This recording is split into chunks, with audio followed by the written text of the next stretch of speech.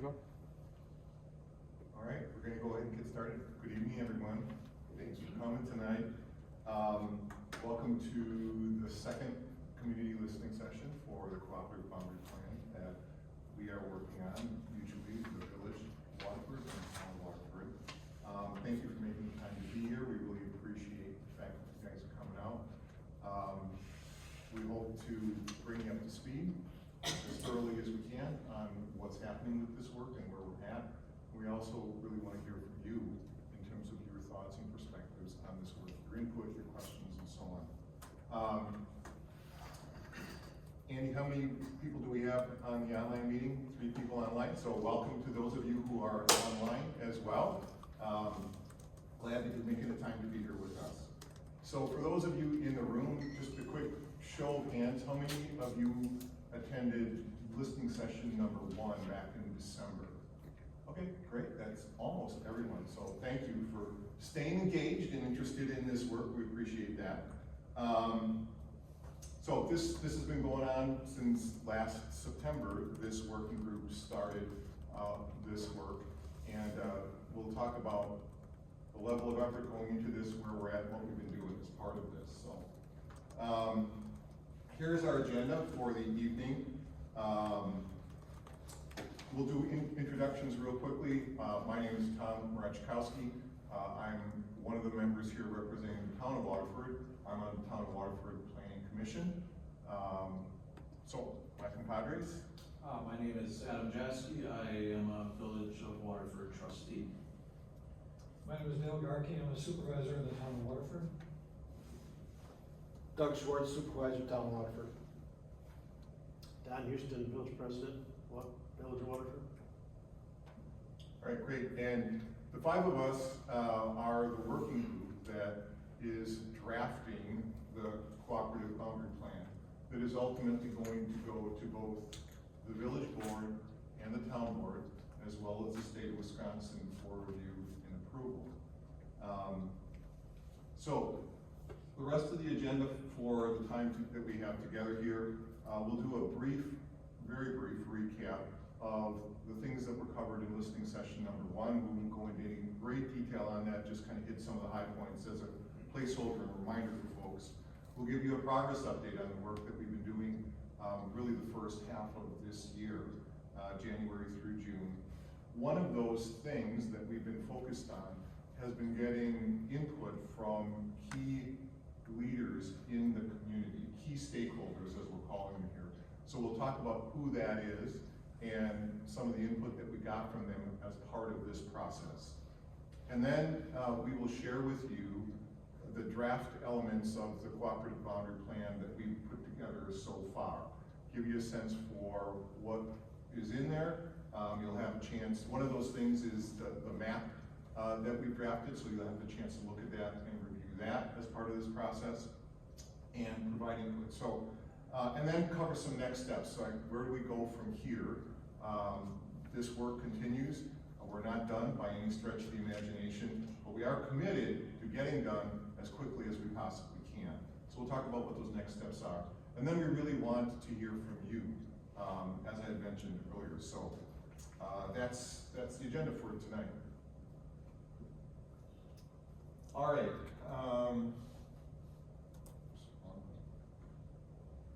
Real quickly, this slide shows an excerpt of some of the slides that we included in listening session number 1. And if you hadn't attended and you hadn't seen listening session number 1 and wanted to get firmly grounded in this work, the recording is still out there. It's available, the video, and you have the chance to view it if you want to. So cooperative boundary plans are authorized under section 66 of Wisconsin state statutes, and it really is designed to be a collaborative process between municipalities for developing a strategic plan for the future. Not only things like boundaries, but a lot of other things as well. So this is really a Wisconsin state statutes thing. It's commissioned under the State Department of Administration. That's ultimately who we and the boards are accountable to as part of this work. So the benefits, why are we doing this? Number one, it's cooperative. It's intended to reduce conflicts, and I think that is certainly something that the five of us are strongly committed to do, is to reducing conflicts between these municipalities going forward in the future, to work together to create a strategic plan that benefits the greater Waterford area in general overall. So reducing conflicts, minimizing unpredictability. Okay, we're trying to create a strategic plan that minimizes reaction and unpredictability in the future as times change, communities change, populations change, and things change. We want to reduce conflict, we want to reduce unpredictability, we want to create clarity that can be used to guide future decisions of the leaders for both of these municipalities. And certainly we want to avoid any kind of litigation, acrimony, fighting, whatever, by the work that we're doing here. And as part of that, we want to reduce expenses, reduce costs for both municipalities and the taxpayers going forward, where, you know, when things are reactive and litigation happens and bad stuff goes on, that becomes very expensive. And this process is really designed to mitigate the risk of those kinds of expenses happening. So the other thing is that the work that we're doing, and ultimately what the boards will hopefully approve as part of that, needs to comply with Wisconsin state standards. The slide up there summarizes what those standards are, but ultimately the state is really going to look at this and say, does it pass our sniff test, the things that we care about in terms of what these agreements contain. So that's ultimately who we're accountable to, and they're going to have the final say on whether this goes forward as presented or not. So we talked about things, the scope, municipal boundaries, revenue sharing agreements, utility, futures, extensions, and where the infrastructure is going to go in the future of services, the potential for shared services opportunities across municipalities, and really opportunities to drive down costs through government efficiencies. Working better together, reducing costs for everyone across the board to the extent that we can. We talked about our progress, the work that we had done really between September and December, and then some of our key learnings and agreements.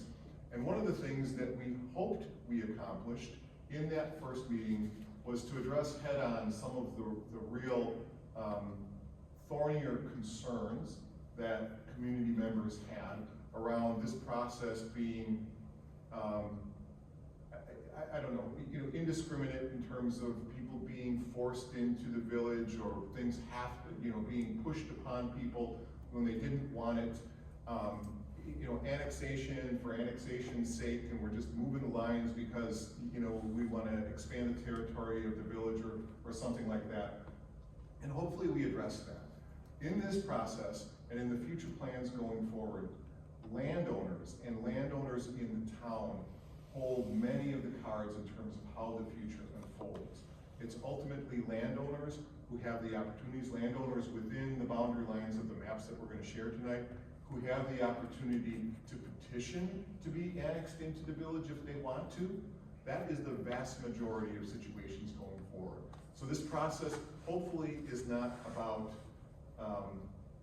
these government municipalities and leaders doing things to people that they don't want done to them. There are situations where town islands and other things can occur where state statute determines that we can't have town islands and we want contiguous communities and boundaries for the communities.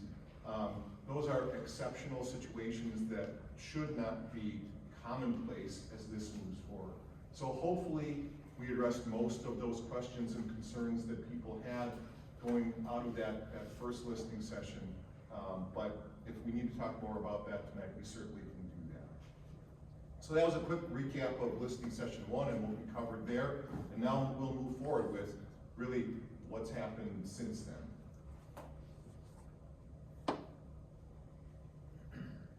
All right, so January through where we are today, this group has really been working very diligently and committing a lot of time and effort to this work.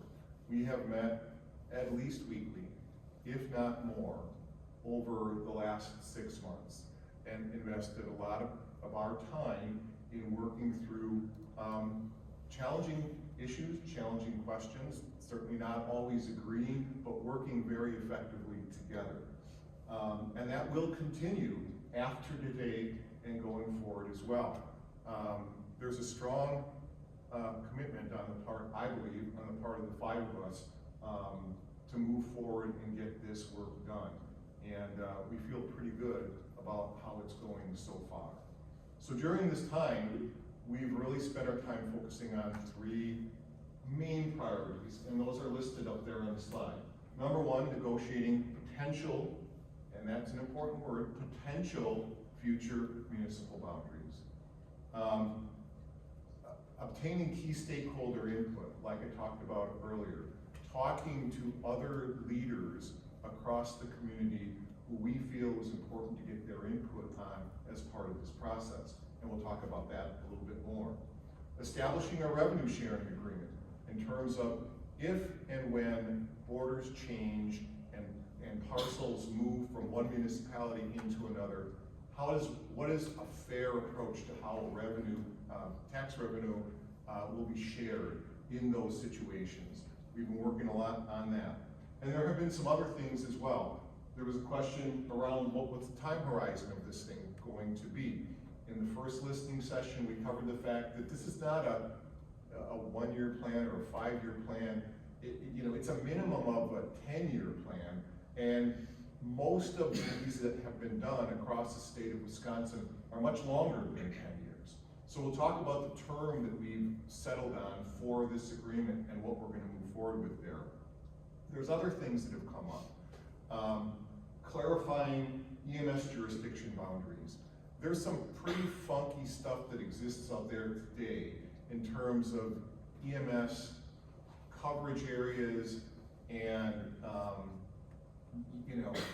things that really ought to be cleared up that could cause ridiculous problems in very not funny situations if there's a call and there's disagreement about whose jurisdiction it is and who's accountable for addressing that situation or whatever.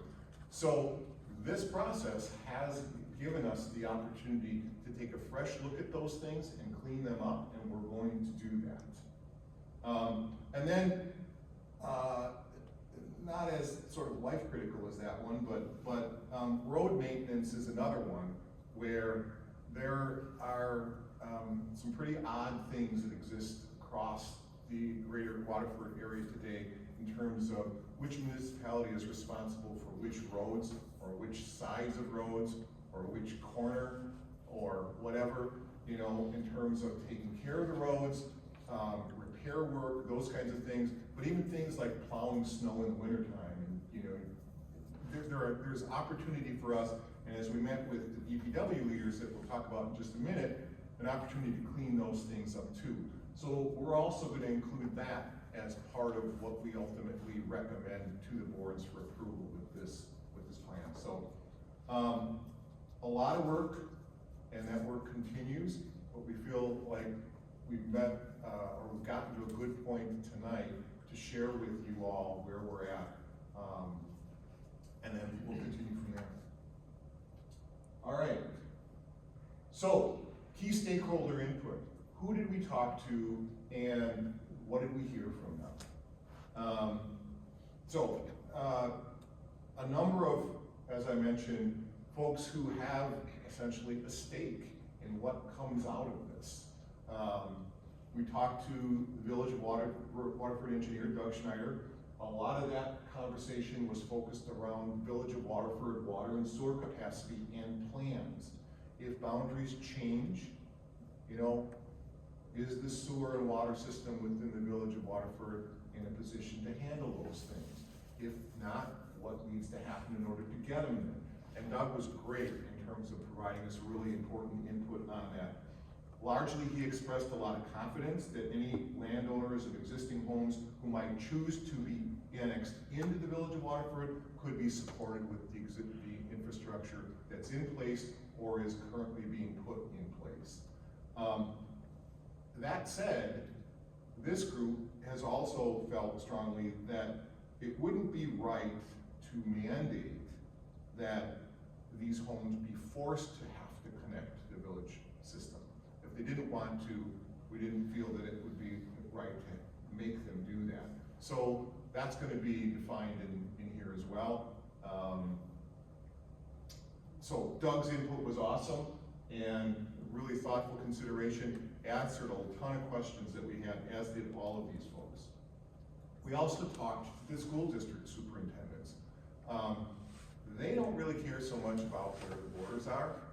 They're very much focused on the greater Waterford area, student population, population growth in general, what needs to happen to be able to maintain a high quality and high performance of the schools that we have here that are such a crown jewel of our community and so attractive to bring people in. But they have concerns.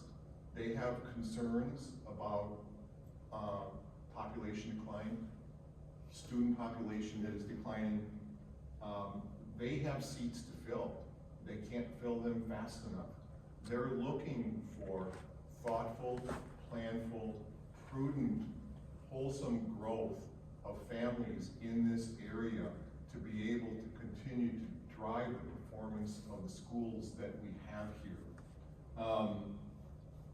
They also want thoughtful business growth to offset the tax burden on the residences. So they're very much, they voiced a lot of support for the work that we're doing and the thought that we're putting into this in trying to chart that future for this area. They did express concern. I think most all of us and anyone who's been maybe in the market to look for a home or knows somebody who's looking for a home understands the inventory challenge that exists out there in terms of the availability of homes for sale for people to buy, especially homes for sale for young families, starter homes, homes that younger folks are just getting going.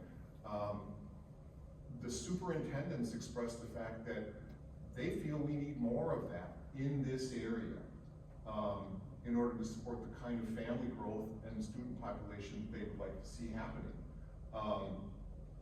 They also brought up the point that it's not just the students that they are concerned about housing for. There's a challenge in attracting teachers to teach in our schools, teachers having a place to live within our community, especially younger teachers that are just starting out, looking for a place to live. They don't want to commute really far to try to get to work. The superintendents felt we don't have enough affordable housing in this area for the young teachers that they want to attract to this area to live in. So again, very bullish around the need for continued thoughtful growth in this area, but they were also very, very emphatic about the part that they did not want anyone misinterpreting the fact that they would like to see student population grow with, and we need to build new schools. That they are not talking about needing to build new schools. The schools that we have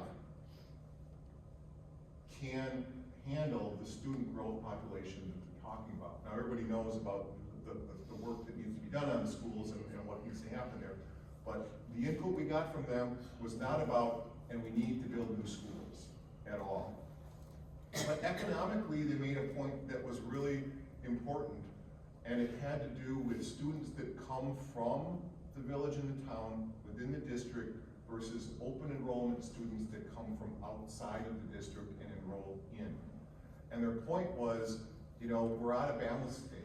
We have 3 times the number of students coming from outside the district open enrolling into our schools, because we have great schools, than we have kids within Waterford open enrolling out. Why is that important? Because we're leaving money on the table. We're leaving money on the table the state. The state does not provide the school districts with nearly the amount of funding that they do for open enrollment kids coming into the district as they do for resident students who live here and live within the district. So again, an important point that they made about the need for a plan like we're putting together here and thoughtful growth over time in this community. We also talked to the police. Lieutenant Jeske provided great input on different kind of development and how population growths change and may impact law enforcement requirements, responses, the kinds of issues that they respond to, those kinds of things. That was very thoughtfully presented to us and was important. And we talked to both town and village Department of Public Works leaders. Kenny Hintz, Rick, Mike, they provided great input on some of the issues that I was mentioning earlier around roads and the need to clean up and simplify some of the issues that we have with responsibilities for our roads, cleaning up accountabilities if boundaries change in the future. And then they work great together already, but they also see opportunities for future and even more cost sharing and expense reductions as they work together even more in the future. And they wanted us to take that into consideration as well. We talked to the Village of Waterford Fire Department, Tom and Eric. They provided outstanding input for us in terms of what they view the future of the fire service needs to look like in this area, in this region going forward. Again, important to us as we're making decisions around what to put into the cooperative boundary plan. Several invitations out to Tischkin Fire. We have not had the chance to connect with them yet. Hopefully we'll continue to pursue that and we'll get some time with them to get their views on that as well. So as we had covered in the first listening session, the five of us and the village board and town board, we definitely don't know it all in terms of what we need to put into this cooperative boundary plan. So it's very important to get the views of other leaders from the area to get their viewpoints as well. And we will continue to do that going forward as this process continues. All right, so now we're going to kind of get into the meat of the matter here in terms of what have we put together in terms of the cooperative boundary plan up to this point. This isn't we weren't going to have your eyes glaze over with the legalese version of what this will ultimately look like in terms of a legal contract. So it's going to be summarized here. Ultimately, the lawyers need to take their swing at this and all of that stuff needs to happen, but we're not going to get into all that right now. So, starting out, we're shooting for a 50-year cooperative boundary plan here.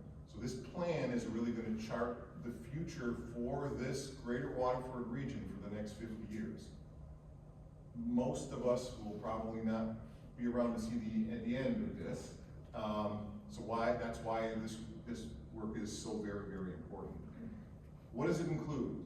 Number one, something that's been talked about a lot over the last year or so, the Village of Waterford Extraterritorial Zoning District and Land Division Authority ends. That's done, that will be done and finished as soon as this agreement and this boundary plan is put together. So the challenges that certain residents have had associated with that and the feelings and issues that it has caused will be put to bed and hopefully put in the past as this work concludes. Also, the town of Waterford agrees that it will not pursue any further incorporation attempts. So that was sort of a cause and effect kind of thing and a downward spiral. I think that's been well documented and understood by a lot of folks.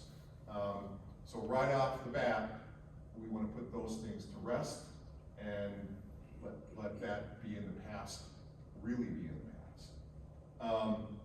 So the municipal boundary map, we'll in just a few minutes, we'll give everyone the chance to come up and take a look at the maps. For those of you in the online meeting, I do have a slide with the map. It may not be the easiest for you to read, but we're gonna take an attempt to share that with you. The important thing to know about the map that you're gonna look at and where the boundary lines are drawn, okay? Those boundary lines represent the broadest, furthest boundary lines of the village of Waterford for the next 50 years. That's as far as the village will grow under this plan. They're not the boundary lines that will be in place the day after the state approves this, or even anytime foreseeably right after that. They're the furthest out boundary lines of where the village will grow into the future, could grow. So we talked earlier about the revenue sharing agreement. Where we're at with that is that for any parcels from the town that ultimately annex into the village within this 50-year period, the town of Waterford will receive property tax on any annexed parcel for 10 years after that annexation. That revenue will be based on the town's current assessed property value of that property at the time of the annexation. And that shared revenue will be calculated using the town's then current mill rate. Not the current mill rate today, not the mill rate when this boundary agreement is put in place. It will be when the annexation happens. So 10 years of shared revenue after any annexation occurs. I have felt, as someone representing the town, and I believe that Doug and Dale feel this way too, that is a very generous and fair offer on the part of the village. Don has stated as part of this work that he is not looking for the town to lose out economically as part of this plan. And we believe that these are very fair terms. When you have a chance to look at the map, what I'm calling here the village northeast corner of the map has had a lot of discussion amongst the five of us. A lot of discussion in terms of how much should there be, what kind of development would go in there, what will that look like, how can we ensure that it's the kind of development that we all feel is wholesome, good, economically viable development for this community. So we are still working through some details on that. As it is right now, that is envisioned as a majority of single-family residential development on larger sized lots. To the extent that that is economically viable in today's market or in the future. The real estate market is changing, population demographics are changing. There's a lot of things that are changing out there, and those of us who have maybe grown up in suburbia or the single-family residential neighborhoods on larger or medium-sized lots, that may not always be the most viable thing for developers to do. But it is something that we still envision and see a lot of in this community, and we want to continue to emphasize that. But ultimately, in terms of the development that happens in that northeast corridor, changing population demographics and economic conditions are ultimately going to influence the kinds of developments that would ultimately get approved there. We will continue to talk more about this as this work continues to gel. That is part of something that will be specified within this boundary plan to the best we can make it specific. All right, what else? EMS boundaries, as we talked about earlier, will be clarified and simplified to eliminate those situations of, someone's in a bad car accident or whatever, and we've got responders arguing around which side of the road they're on and who actually should be accountable for providing care to that individual. And those situations exist today. So we're going to fix that, we're going to clean it up. The EMS boundaries are gonna mirror the municipal boundaries that are laid out in this boundary plan. Fire service boundaries will remain the same as current municipal boundaries. If annexations occur, fire service boundaries would change accordingly with that.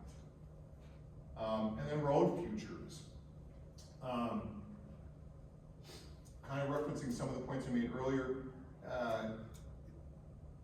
if the town is repairing a town road that could, in alignment with the boundary map, eventually be a village road, the village wants to lay water and sewer infrastructure under that at the time the town's doing repairs. Again, let's maximize the efficiencies of contracts, work being done, timing, minimizing disruption to the community and movement around the community. Let's work together as best we can, and the village will pay for that work to be done at that time. All future road construction will be done to current engineering standards at the time of that construction. Here's another one. We're gonna eliminate any municipal boundaries that happen to run down the middle of a road. Okay? The road is either a town road or a village road. But we're not gonna be like splitting the hairs around, well, you know, are you on this side or that side of the yellow line? All right, so that's really the essence of it. We're coming to the point where we want to give you the opportunity to take a little bit of a closer look at the map, thoughtfully, take a look at that. Be thinking of questions that you want to ask. We're going to provide an opportunity for everyone to ask questions, both online and in room. So for those of you online, there is a digital version of the map that we are presenting tonight. Again, important to emphasize, the boundary lines that are shown on this map are the broadest possible village territory over the next 50 years. All right, so we'll give you 5 minutes if you want to get up. Take a closer look at the map. If you can't see it from where we are, we've got a couple on tables up here at the front of the room. And then we'll come back in 5 minutes. I'll cover next steps real quickly, and then we'll open it up for Q&A.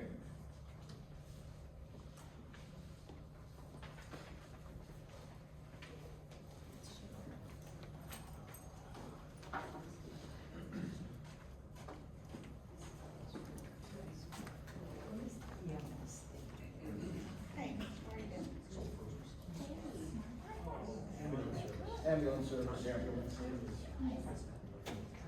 Thank you.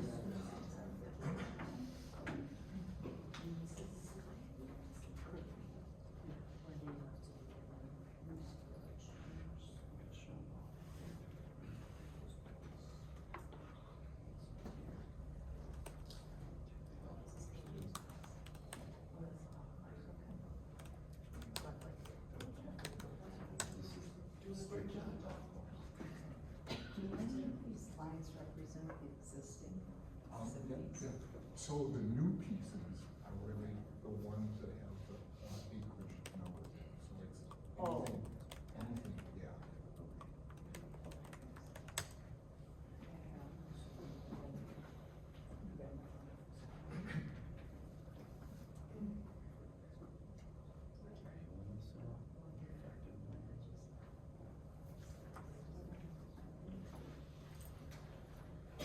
Section that's being developed right now.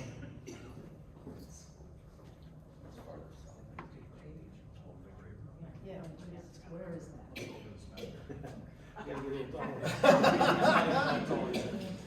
He's vertically challenged. That's the school. Oh, so it's this.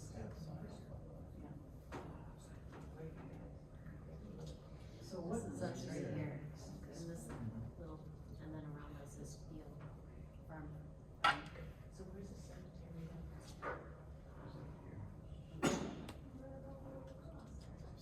You're being kind of quiet. We're less like that because.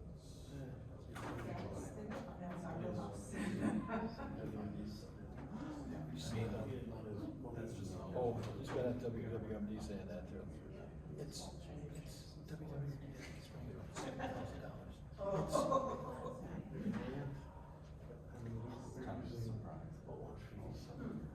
Because last week, we weren't even being considered.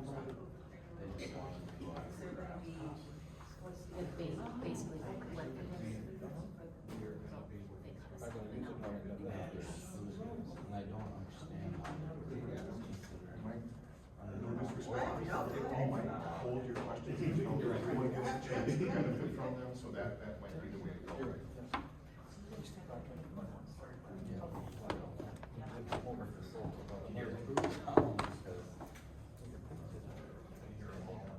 All the titles are American. this was And obviously somebody was in there.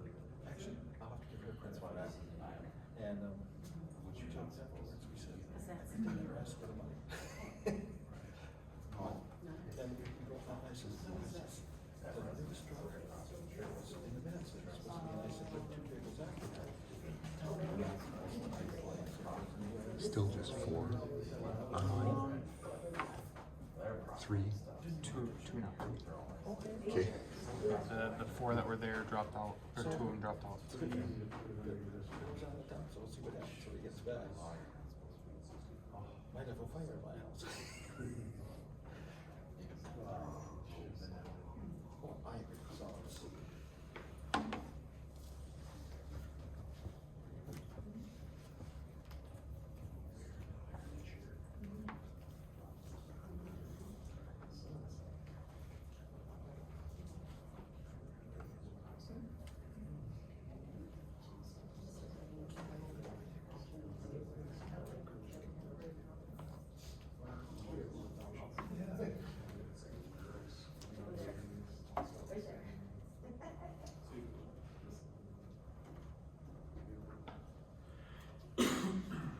Okay, folks, we'll give it about a minute more, and then we'll get going again.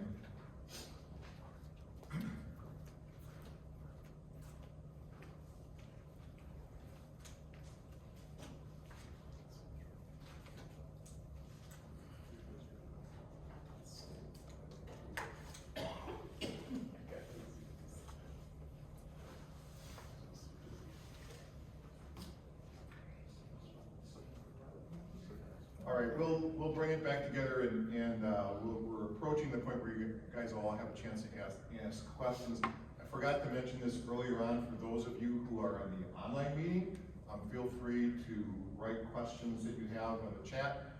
Andrew will take them and then he'll relay them to us in the room. We'll try to address them that way. Okay, so last slide here, our next steps associated with this. We are reaching the point where we have already had conversations with representatives from the Department of Administration at the state and kind of getting going on this process. They answered a lot of process questions for us that we didn't know and provided some guidance that way. But they're really there now to start engaging with us, see the work that we're doing, provide input on it, and be a little bit more engaged in the process. So we're approaching that point. We're ultimately going to try to bring all this together and get it presented to both the town board and the village board. This working group then steps back, and it's now in the board's hands for debate, decision, potentially a vote. There may be some iterative review cycles if there are changes that people want applied, and we're ready for that if that were to happen.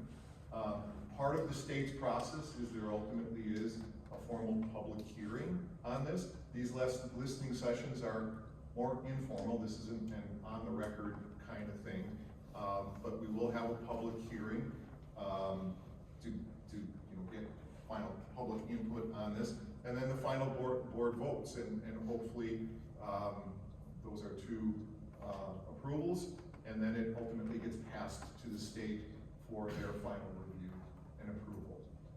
So those are the next steps coming up. A lot of work yet to do on this. but we are committed to getting this done this year. It's really, and that may be compared to some of the other ones that we've heard about and read about across the state that have, you know, gone to press, so to speak. That might be actually pretty fast in terms of the time frame that we're working in here. But we do want to get this done. We don't want to drag it out further. Those ultimate elements around the extraterritorial zoning rights and, you know, no further incorporation attempts and addressing those things, we want to put that to bed and we want to get done with that. So we're spending the time to get her done, and we will get her done. So if you have questions that you don't want to ask tonight, but you do want to submit to us, there is an email box there, and we welcome any questions that anyone might have. And we've tried to be pretty responsive in responding to only a handful that we've gotten, really over the last 9 or 10 months. So, all right, we're at Q&A time, so I'm going to stop talking. And there is a mic up here. If you have questions or input, comments that you'd like to offer, we're here for you. So, who's first? I just have 3 questions. My name is Bob Nash. I'm a Village of Waterford trustee. When we talk about the revenue sharing portion of this going out 10 years, let's just say that a large tract landowner comes to the Village of Waterford and wants to annex in 6 months after this is passed. And let's say it's 150 acres. And a developer and the landowner get together and they decide they want to cut in roads and they want to build 75 lots. Large size lots, large size homes. Does it seem realistic that the village would want to spend all that money on infrastructure and service that debt and service the garbage and service the water and the sewer for 10 years without taking any of that benefit and keep those individual home sites into the town as far as tax revenue sharing goes? I can answer you that. First of all, state statute is 5 years. Like somebody comes in now, it's 5 years. It's 5 years of the existing tax revenue. So if it's a farm field, might be only $500. Well, I understand that. It's not the revenue that's generated by the development. Okay, so once it does get annexed and developed, then that revenue that was at the time of annexation continues to go to the town in the form of, say, $500. Right. But the additional revenue that's generated by that's the sharing part of it. That portion would go to the village. Correct. Because the village would be providing services, mill rate taxation, property taxes, and Correct. such. It's designed by the state, so the town doesn't lose out of their original tax dollars. I get it. And that part of sharing wasn't really clarified, so thank you for clearing that up. My second question was there any consideration given to drawing a boundary line around the Waterford Woods area? No. No, okay, great. And We've had a discussion though. Yeah, well, I'll tell you a number of reasons. The Waterford Woods has infrastructure there is, I'll just say, a mess. it'd be tough to The provide. roads are small. They were built as cottages, so it'd be very difficult to. And our main goal here was kind of empty farm fields. It was not to take on. It's for development. Right. It's not for existing homes. Developable land. Right. There's some existing homes that have to fit in there, but for the most part, it's really, if you notice, the farm fields around the village. Okay, well, that answers both my discussions. Yeah. All right, thank you. Thank you for your Thanks. questions. Did you have a third question? It answered both of them, both of the last questions. I didn't even have to ask. Okay, very The good. farm field and developable land question was my third. Do you want to go first? Go ahead. Okay, Ladies first. thank you. Tamara Paulno, trustee, Village of Waterford. Any consideration discussing with the Department of Transportation on what their predictions are for the next, say, 20 years? How this would impact roads and so forth? That hasn't come up, but I think it's a great suggestion and something that we could certainly take action on. Thank you. Great input.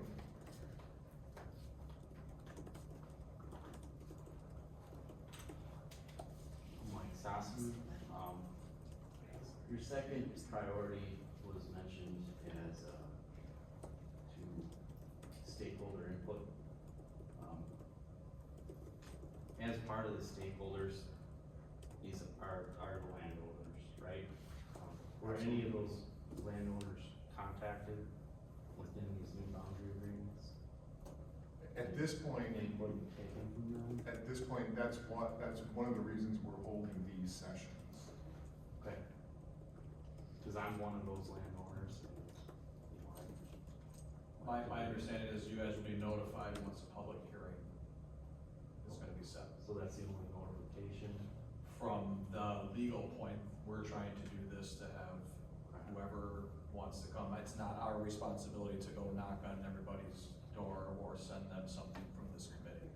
At that point, has the decision pretty much been made up though? I can't speak for the rest of the committee, but I would say my mind, I need to hear from the public who would show up in that public meeting. And then the other thing that you mentioned in my second question, I guess, would be, the exemption from the sewer and water, hookup. And once those services are provided, the current law, you guys are gonna have, any municipality is gonna have sewer or water. If it's available, a resident would be required, under the current law, to hook up to those, facilities. Now, can I finish? Sure, I'm not, Um, just I'll answer. and, you know, you said that there would be an exemption to that under this agreement? We had talked about the fact that it wouldn't, if we can avoid it, we wouldn't want to force people to have to connect. A boundary, the answer to that is a boundary agreement will supersede the current. Boundary law. agreement kind of makes, when we agree upon something in a formal boundary agreement, we can do that outside. There's a lot of stuff, Department of Revenue, Administration, that allow exceptions in the boundary agreement. That's all I have for you. You have any other questions? Email us. Go ahead. Oh, he's got, Andrew had his No, hand up. by all means. Mine's written in the chat, I won't forget it. Karen McNeil, resident of the town. I was just wondering, as annexation takes place, is there any, calculation of the impact to taxpayers who are not in any of the annexed, areas? Shouldn't be any. Karen, we haven't, if I understand your question Are our correctly. taxes gonna go up because we're losing, taxpayer, tax revenue within town? That isn't something that we've, put pencil to paper on and calculated or taken a hard look at, but the general sense would be taxes would not be changing because of what would happen with annexation. Taxes could change for a lot of other reasons, but not as a cause and effect of what's happening here. Tom, do you have those figures about how much it would affect the areas in that, if everything went into, the border agreement? Yeah, This is everything over the 50 years. right. Yes. Which is So- highly unlikely. So, just to put it into context, because we haven't penciled everything out, but we have penciled a few things out here. So, if this map were realized in its entirety within that 50-year period, what is the impact to the town? Okay, so, there are today a total of 3,475 specific property tax parcels in the town. 3,475. If this map was realized in its entirety, the town would lose 67. Okay, 1.9%. The most tax parcels the town could lose, possibly, if this was 100% realized, is 1.9% of its tax base. So just further than that, what does that amount to? Okay, so the town's current tax levy is $2,322,214. If this map were realized in its entirety, the town would lose $36,620, 1.5% of its current tax base.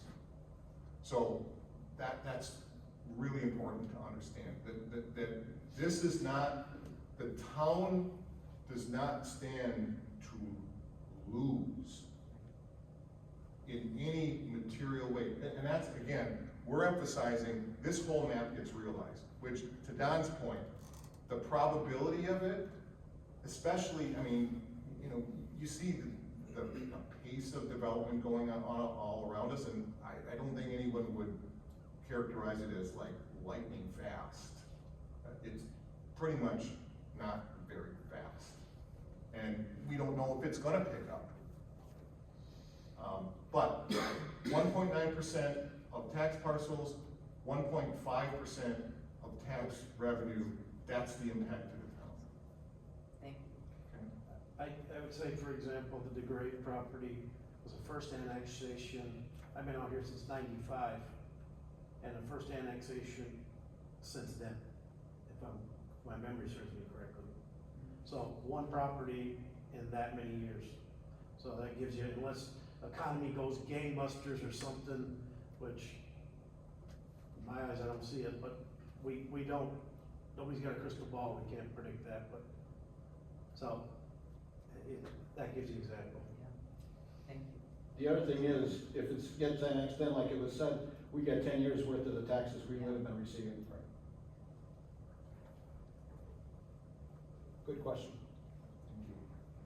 Other questions online? Yeah, Chad had one, he touched base on this, so I'll answer it in chat if I need to. Has the village and town stated a goal date specifically or timeline to expect to have the boundary agreement in place? I know he's mentioned by the end of the year, and therefore removing the ETZ ordinance. We have not put a calendar date, but we have talked about how wonderful Thanksgiving would be for everybody here if we were done by Thanksgiving. We've spent a lot of time on this. Yes. Yeah, just ask my wife. Yeah. Anything else, Andrew? Just a bigger one came in, hang on 1 second. I'm just gonna read this to you so you can take it as it came. Initial speaker stated the boundary plan has a priority for thoughtful growth for small businesses and school. Growth for starter homes, not leaving state money on the table for schools, etc. I fully agree that I would love to explore the opportunity to open my 19 acres of land for land development, but currently I am unable to due to the ETZ ordinance by the village. If the village doesn't remove this ordinance immediately, how can we trust the village has priorities straight? Why keep the ordinance? Was we talking about the extraterritorial? Yeah. Yeah. Yes. The extraterritorial jurisdiction is, first of all, it's statutorily every city and village has it. So it's not only the village. That sounded like there was somebody in the village.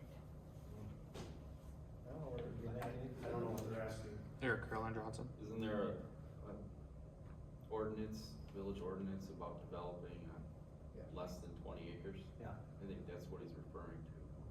That goes away when we agree to a boundary agreement. That was the first point, extraterritorial jurisdiction goes away. There's a lot of things a boundary agreement, like I was saying, supersedes, especially when it's agreed upon. Just reiterated why not have it go away immediately. Because we have to come into agreement on the border agreement first. Yeah. There's a lot of pieces to it. Bob Wilson, Town of Waterford resident. As it turns out, I personally would not be affected by this. I live in the town outside of the possible annexation area. But my question would be, you had said that you're looking to bring in more, not necessarily low income housing, but lower income housing for young families and teachers and that sort of thing. Am I I to assume that if the northeast corner of the town is going to be earmarked for larger lots and that sort of thing, that the less expensive stuff would be in the village? We haven't, first of all, you want me to answer? Go ahead. First of all, we cannot designate legally, government-assisted Section 8 type of housing.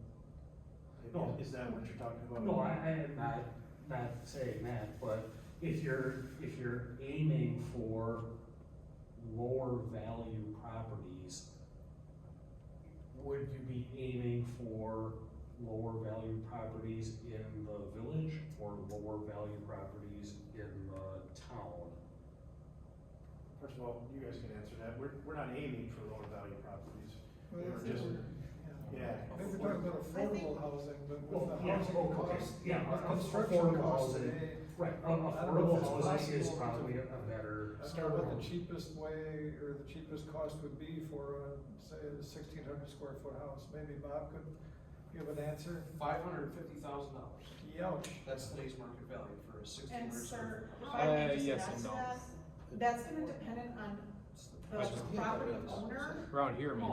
and a developer that he's working with on where they're gonna sell and wanna build that. Oh, I totally It- understand that. It's basically market driven. I totally understand that, but my question was, you know, if the master plan is to shoot for the northeast corner to be the larger lots, but yet, you know, as those get developed, you know, in the future, larger lots, bigger homes, single-family residence, am I to assume that if somebody wants to put in a 1,500 square foot house, or a development of 1,500 square foot houses, that they wanted to do it in this parcel here, that would be, it would be an easier sell than in this property here? I can answer you yes, because of water and sewer. Okay, that was my question. As you get the smaller lots, you gotta have water and sewer. That was my question. That's one of the reasons why things are happening. That's why we're doing this. We're providing, so the new developments can be provided water and sewer. Okay, that answered my question. I also wanted to just add, I think it was eye-opening to this committee, especially with the superintendents, about the conversation about affordable housing. I believe, I don't have it written down, it was stated that the average starting salary for a teacher in this district is the low 40s, $40,000, $42,000, somewhere in there, ballpark, I don't know. And the conversation was had that even the market rate apartments that a lot of people are not fans of in the community, those teachers can't afford the $1,850 or $2,000 a month. Right. Well, I get it. No, I know, so I'm saying, so this committee, I think, was kind of like, you know, we got a bigger problem, not just this area, but nationally.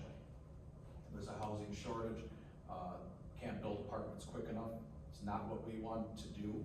All these individual parcels, like we talked about at Crystal Ball, it's gonna be very difficult to see what the future holds. And then again, a lot of us might not be on any of these boards to even approve what development might be in what parts of those maps.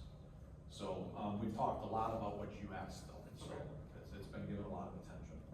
At the last meeting, the village administrator sat in for a while, and I asked him what the degree of houses are gonna start at, and he said $500,000. So how can there be affordable housing when the starter house is $500,000? I mean, that's just. Village's fault. Right. You know, when I built my house 32 years ago, it was an affordable house. I It's a don't different know that I economy, could too. replace that house today.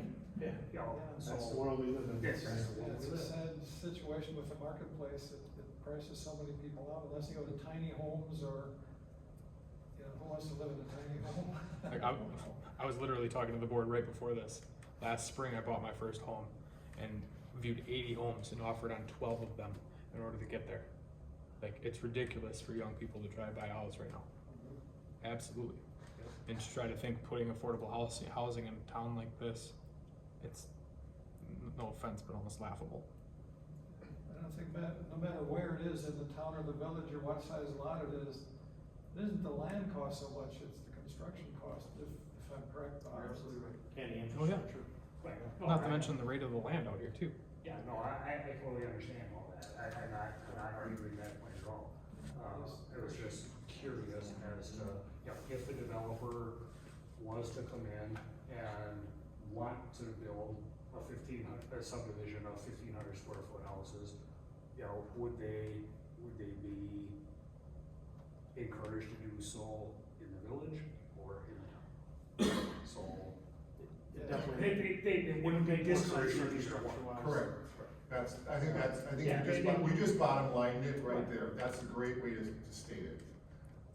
If you're in the town, you're gonna have to put in a well and a septic system right there, you're gonna be spending a lot of extra money. Totally understand. I And it's think gonna the be town bigger. allows 1,250 square foot houses, if my memory is correct, so. That's what I own, is 1,250. Actually, my house is 1,248 square feet, and we were grandfathered the extra 2 feet. Exactly the same as my house. Thank you for the question, appreciate it.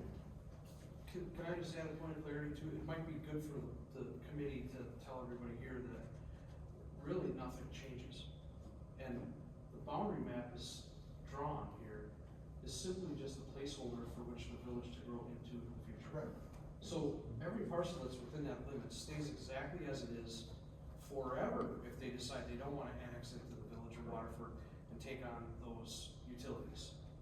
And make their land potentially more saleable in the future if they were to decide to sell Grandpa's farm and to a developer who would then come in front of the larger Village of Waterford board and ask for a zoning change and be granted that, and that would go through that planning process. And then on the outside of that would come out what size lots would be available for what parcel at that time. So this is really, nothing really changes at all. Nobody's taxes change. Really nothing changes unless they desire. Let's just use the golf course as an example. If golfing is outlawed and the owners of the golf course decide they want to sell or annex into the village and then sell to make the golf course more saleable as a condominium development, we would look at that from a planning commission standpoint and we would approve it as permissible, and then it would move forward and it would get developed at some point in time. But right now, it's gonna be a golf course for as long as I can see, and it's gonna stay with the taxes that it currently has, shared with the town. So really, nothing changes. Until a developer comes along with deep pockets and says, I wanna. Right.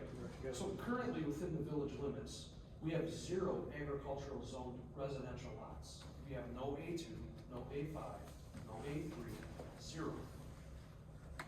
On the outskirts of the village, all of the lots around there are agriculturally zoned, either A 2 acres or less, A 5 acres or less, and homes are built sometimes in the middle of those lots and have been for years. Yeah.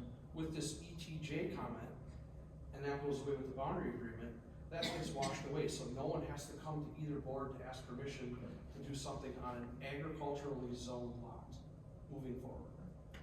Within the village limits, it's all C zoning, B zoning, and R zoning, that's it. There isn't any agriculturally zoned lots.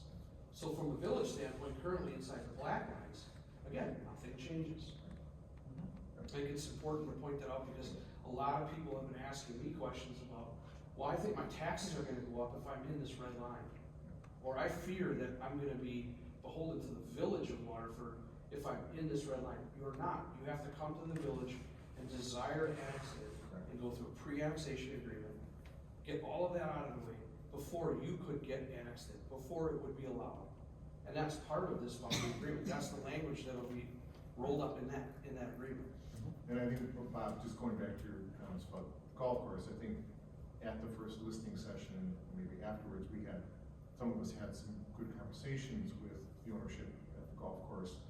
And their initial concerns about the work that was going on here and what it was, quote unquote, gonna do to them. And I believe, at least my hope is, that they realized that what this does is give them a ton more options for the future of their property than they ever had before. And they can continue to do exactly what they're doing forevermore, or if their priorities change and things change for them in the future, they can do something different. choose to. So, Another comment that I receive is people are fearful that this is gonna change the rural nature of the town and village of Waterford. And really, nothing changes. Unless someone gets heir to grandpa's farm and doesn't wanna continue on as a farmer and wants to sell 150 acres. And they wanna annex in to get sewer water into that property to make it more saleable for development. That would be the only time that one of the 67 properties would essentially change hands. right, but I will qualify, and I think this is something important for town landowners to understand, especially maybe some of the farmers or the rural areas of town. What this boundary agreement does say though, for them, if you're a town landowner and you're just on the other side of that red line, and that situation occurs that you just described, and I want to annex in, and I want those village services, can't happen. This agreement precludes that from happening. It's locked in for 50 years now. Correct. So, we haven't heard from any of those town landowners who have that kind of thought process perhaps going. But I just wanna make sure that, you know, it's, Not misinformed. right. I just want to give a little information, just for information's sake. The difference between the village and the town tax rate is $1.19 per thousand. That's, on a $300,000 house, that's $232. Okay? All these people that say my taxes, you know, all the village taxes, there's your difference. If you got a $300,000 house, you're talking $232. That's today's mill rate, $1.19 per thousand difference in the mill rate. Just for information's sake. With the village being higher. Yes, with the village being higher, yes. All right, other thoughts, questions, input? Online, Andrew, anything else from the folks online? Nothing at this moment. All right. Well, you have our email address. If you do have other questions, other thoughts, input, you know, I would also, you know, ask that if you do have questions, concerns, please bring them to us. If you have input, please bring it to us. If you have other thoughts, tell your friends and neighbors that this is going on, because we are genuinely looking for community input to this process, and you know, trying to make ourselves as available as we possibly can for that input to happen. So please talk it up out there, and you know, to the extent that you can support the work that's going on here. If you can't support it, let us know why you can't support it, and you know, we would love to continue to work with you on that. I just wanna reiterate what he said. I think, I believe you asked it, about the people in this map being notified. I'm guessing some of these photos or these maps there was pictures taken, so this will probably be out now and about for people to see. I would do exactly what he said. I would talk to these people and tell them, or make sure they see this map, have them email, have them reach out to the both municipalities to get in touch with this committee, set up a meeting, set up a conversation. We wanna talk, we wanna hear what the issues are. Again, I think everybody needs to understand this goes in front of both boards, and those boards are gonna have their say, and this committee wants to be able to put the absolute best product we can in front of both those boards to make that happen. Anybody you can get this out to, I think is the best thing that can be done, and they can contact us. If you want a copy of the slides, please send us an email, we'll get you a copy of the slides. The recording of this entire meeting, including all your thoughts, comments, and input, will be posted publicly, just like the recording of the first listening session was. If friends, neighbors, other concerned parties have concerns about what they're hearing or what they're whatever, please encourage them to watch the recording, please. Listen to the work that's going on here. we're trying to do everything that we can to be as transparent as possible, and, you know, I guess social media is gonna do what social media is gonna do, and it is what it is. But be an advocate to the extent that you can, that would mean a lot. One last And- question, yeah. Are there any other future listening sessions in the works? We haven't talked about any other future listening sessions. Some of that may depend upon any other twists or turns that we encounter with this process. We're not opposed to it. We know that that formal public hearing is going to happen at some time, and that's probably gonna be fall-ish timeframe, if the timetable holds that we think that it will. But if we need more listening sessions, it'd be great to see more people, just being honest. I appreciate everybody being here, taking the time to be here, that really means a lot. But it would really actually felt better if there were more people here. And, you know, if it turns out that there are more people commenting on social media than were actually in the room or in the meeting, that's kind of maybe that's just a sign of the times. That will happen. Well, we would ask that people get informed. Right. We are here to inform as transparently and openly as we possibly can. Thank you, everybody. All right, thank you all for your time. Appreciate it very much. Thank you, guys. Thank you, gentlemen. Thank you. Thank you.